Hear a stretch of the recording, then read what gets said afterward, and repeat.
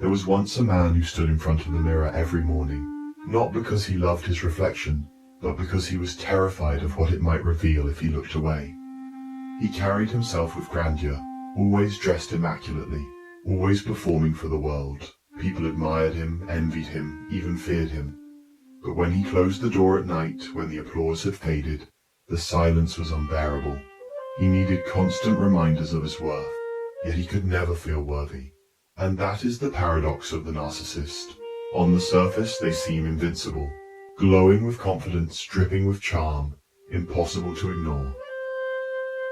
But beneath the performance lies a fragile self, endlessly searching for validation, endlessly terrified of being ordinary.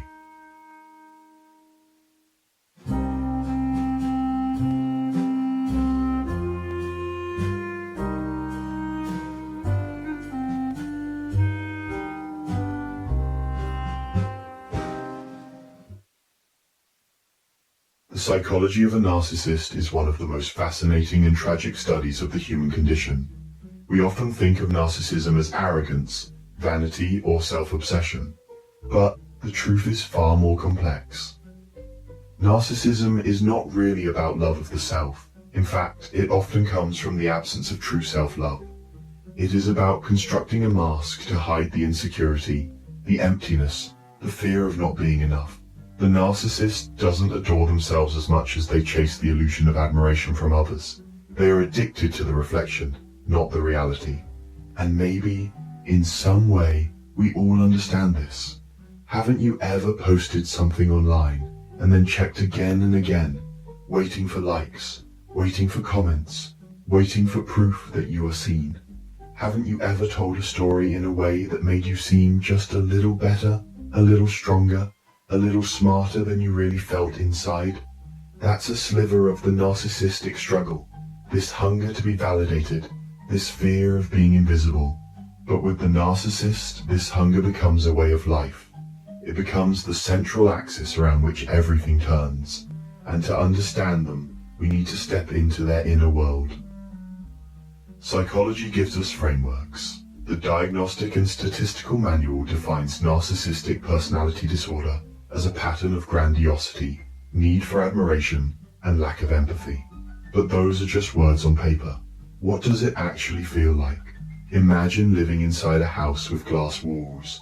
Everyone can see in, but the moment you feel too exposed, you paint those walls with colors, shapes, illusions, anything to distract from the fact that deep down, you feel like an empty room. That's the emotional architecture of narcissism. One of the most striking things psychologists have found is that narcissists often come from two very different kinds of childhoods. On one side, there are the children who were excessively praised, told they were extraordinary, told they could do no wrong. On the other side, there are the children who felt invisible, neglected, or only loved when they achieved something remarkable. In both cases, the message was the same. Love is conditional. Love is earned through performance. And so the child grows into an adult who never feels safe just being themselves.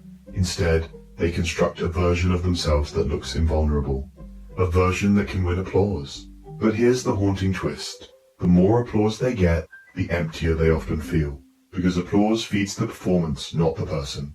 It feeds the mask, not the soul. So they need more and more and more. This is why being close to a narcissist can feel like standing next to a black hole. No matter how much love you pour in, it never feels enough. And yet, they are not monsters. They are humans caught in a pattern of survival. What looks like arrogance is often armor. What looks like coldness is often fear. What looks like manipulation is often a desperate attempt to hold their fragile world together. Here's where it gets even more fascinating. Neuroscience has shown that narcissists often experience heightened activity in brain regions connected to self-referential thinking. They are hyper-aware of themselves in social contexts. Imagine walking into a room and constantly scanning. Who's noticing me? Who's admiring me? Who's dismissing me? That endless self-monitoring creates an exhausting inner life. And yet from the outside, it can look effortless. The smile, the story, the posture, it's all part of the performance. Now let's pause here and ask a question. If narcissists are so deeply insecure beneath the surface, Why do so many of them succeed in leadership, entertainment, or business? Why are we drawn to them? The answer is uncomfortable, because charisma is magnetic. Confidence, even when it's performed, makes people pay attention, and our society rewards attention more than authenticity. Think about it. The loudest voices get the stage, not always the wisest.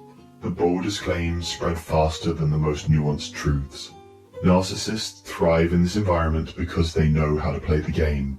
They know how to make themselves unforgettable. But here's the tragedy. The very thing that makes them succeed in public often isolates them in private. True intimacy requires vulnerability. It requires saying, I am afraid, I am flawed, I am human. But for the narcissist, those words feel unbearable, like exposing a wound that could never heal. So they keep the mask on, and in doing so, they often sabotage the very relationships they crave the most. Think about this paradox. Narcissists need people to survive, but they also fear people will see through them. They crave admiration but fear genuine intimacy. They want love but can't trust it unless it's constant, overwhelming, almost worshipful. This is why relationships with narcissists often feel like a cycle. Charm, intensity, then distance, coldness, withdrawal. It's not always calculated cruelty. Sometimes it's simply the cycle of a person who doesn't know how to be loved without performing. Psychologists call this the narcissistic wound. At the heart of narcissism is a wound so deep that the person spends their life protecting it. And here's the part that's easy to forget. That wound was usually formed in childhood, long before they had a choice. So when we think about narcissists, we shouldn't think of villains, but of children who learned to build a fortress because being defenseless was too dangerous. But if we stop here, we miss something profound, because narcissism is not just an individual psychology, it's also a mirror of our culture. We live in a world that constantly tells us to curate, to perform, to build brands out of our lives. We are rewarded for how we appear, not who we are. In that sense, aren't we all living in a slightly narcissistic age? We may criticize the narcissist, but we also consume their performances. We follow them, we celebrate them. The narcissist is not an alien. They are simply an exaggerated reflection of what society already values. Attention, admiration, image. And maybe that's why the study of narcissism matters. It's not about labeling others as toxic or broken. It's about asking ourselves, where in my life am I performing instead of being? Where am I chasing admiration instead of authenticity? Where am I wearing a mask because I fear the world won't accept my unpolished self? Because here's the truth. Behind every narcissist's mask lies a story of fear, of longing, of pain, of survival. And when we reduce them to just arrogance or ego, we miss the human behind the performance. But I know what you might be wondering. If narcissism is so deeply woven into identity, can it ever change? Can a narcissist ever learn to love authentically, to let go of the mask, to live without the endless hunger for validation? That's the question we'll explore next. And the answer might surprise you, because it's not simple. It's not about breaking the mask overnight. It's about something much deeper. So, can a narcissist change? The answer is complicated. At the core of narcissism lies a paradox. The mask protects them, but it also imprisons them.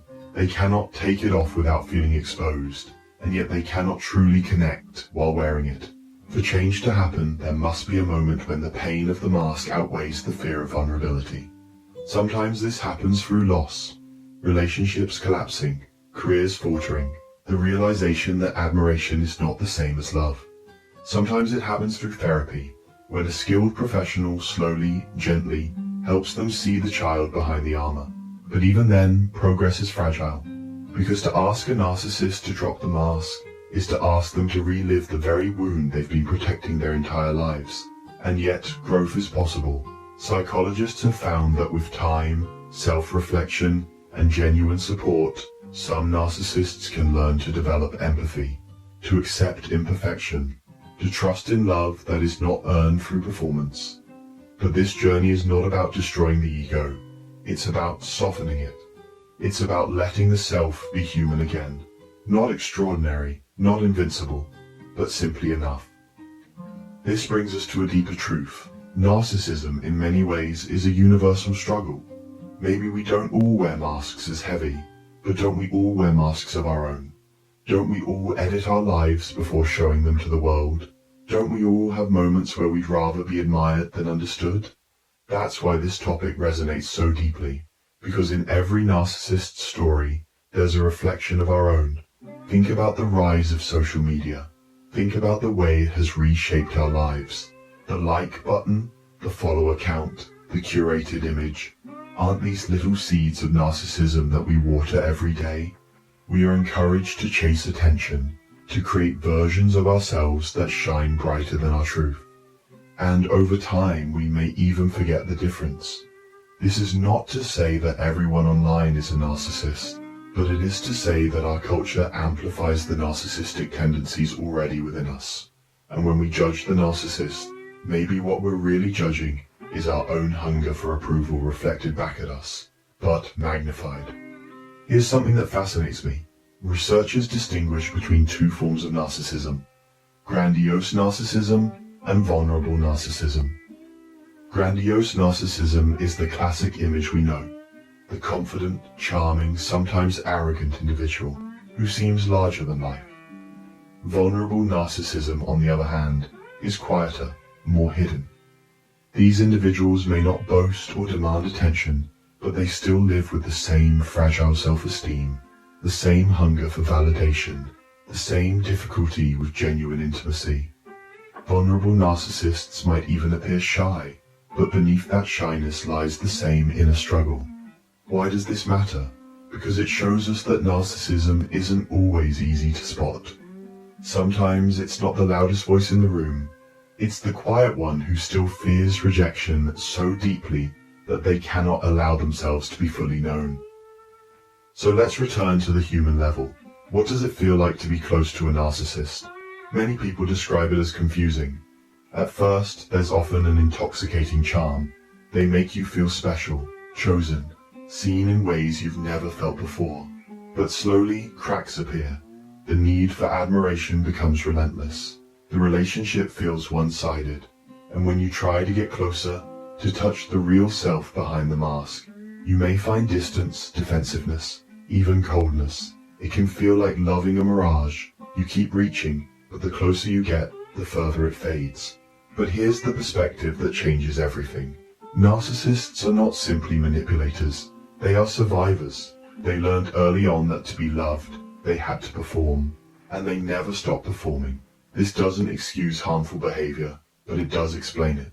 And when you see it that way, the story of narcissism becomes less about ego and more about pain, less about arrogance and more about longing, less about selfishness and more about fear.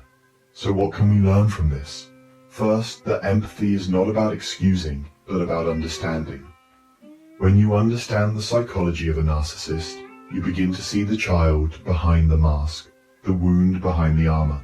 That doesn't mean you should allow yourself to be drained or mistreated. Boundaries are essential, but it does mean you can hold the truth with compassion. Narcissists are not evil. They are hurting. Second, we can turn the mirror on ourselves. Where in our own lives do we rely on performance instead of honesty? Where do we chase validation instead of connection? Where do we wear masks because we fear being seen as ordinary? The study of narcissism isn't just about them. It's about us. And third, we can remember that true strength is not in invincibility, but in vulnerability.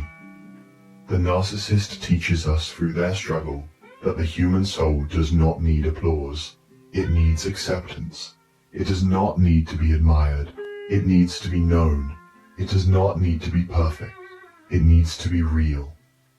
Imagine just for a moment what would happen if a narcissist could drop the mask. Imagine if they could stand in front of the mirror and instead of needing to be extraordinary, they could whisper to themselves, "I am enough." That moment would be liberation. That moment would be healing. And maybe, in small ways, that is the journey for all of us. To take off the masks we wear. To be seen, not for the performance, but for the truth. Because here is the ultimate paradox. Narcissists crave love more than anything, but their very defenses against rejection make it impossible for them to truly receive it. And isn't that, in some way, the story of all of us? We long to be loved as we are, but we fear being rejected as we are. So we polish, we edit, we perform, but the performances keep us apart, while our souls crave closeness. The psychology of a narcissist, then, is not just a clinical category. It is a mirror of the human struggle between performance and authenticity, between fear and longing, between mask and self. To study them is to study ourselves. To judge them too harshly is to forget that their mask is only a heavier version of our own. So the next time you hear the word narcissist, remember, it is not just about ego. It is about survival. It is about the child who once thought, if I'm not perfect, I won't be loved. It is about the adult who still believes that voice, even after all these years. And it is about us too, because if we're honest, we all carry some version of that voice within us. The challenge then is not simply to analyze the narcissist, but to ask, how do we step into a life where we no longer need the mask? How do we build relationships where we can be ordinary, imperfect, real, and still loved? That is the deeper question, the one that takes us beyond psychology into philosophy, beyond diagnosis into meaning. And maybe the answer is simpler than we think. Maybe it begins with courage, the courage to sit with our own insecurities without rushing to cover them, the courage to be seen in our flaws and to let others be seen in theirs, the courage to let go of admiration and seek connection instead. Because in the end, the story of the narcissist is not just their story. It is a warning and a reminder. A warning of what happens when the mask becomes our whole identity. And a reminder that beneath all our performances, what we want most is not applause, it is love. So let me leave you with this thought. The psychology of a narcissist is not just about understanding others. It is about understanding ourselves. When we look at their mask, we are invited to notice our own. And when we see their wound, we are invited to tend to ours. And maybe, just maybe, if enough of us find the courage to be real, then one day, even the most wounded among us will no longer need the mask at all.